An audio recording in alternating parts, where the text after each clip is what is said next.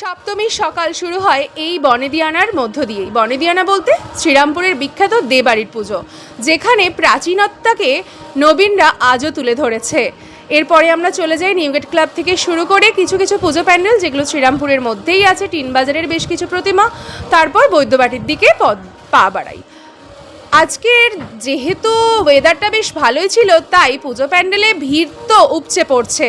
আর অসাধারণভাবে শিল্পীদের শিল্পী প্রতিভা, যেখানে শিল্পীদের সত্যি কুর্নিশ জানাতে হয়, কারণ তাদের ছোঁয়াতেই মায়ের অপরূপত্ব সত্যি অপরূপ রূপে পরিণত হয়েছে। কোথাও বা গামছার প্যান্ডেল, কোথাও বা হীরক রাজার দেশে, বা কোথাও কোণারকের সূর্য মন্দির কিংবা দীঘার জগন্নাথ মন্দির, সবটাকেই এখানে তুলির ছোঁয়ায় শিল্পীরা যেমন করে তাদের সৌন্দর্য মণ্ডিত করে তুলেছেন, তেমনভাবে মা যে রণং দেহি দশভুজা।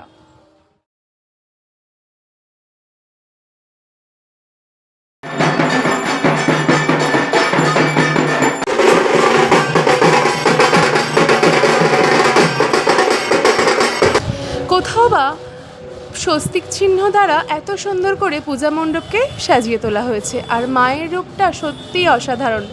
মা যে সত্যি দশমীর সমস্ত ঠাকুর দেখে ঘেমে স্নান করে চলে এলাম। আজ তবে এখানেই, দেখা হচ্ছে আমার পরবর্তী ভিডিওতে। ততক্ষণ সবাই ভীষণ ভালো থেকো, হ্যাপি পূজা, খুব মজা করে আনন্দ করে এবার এর দুর্গাপুজো তোমাদের কাটুক। পুজো হোক জমজমাট। Bye bye.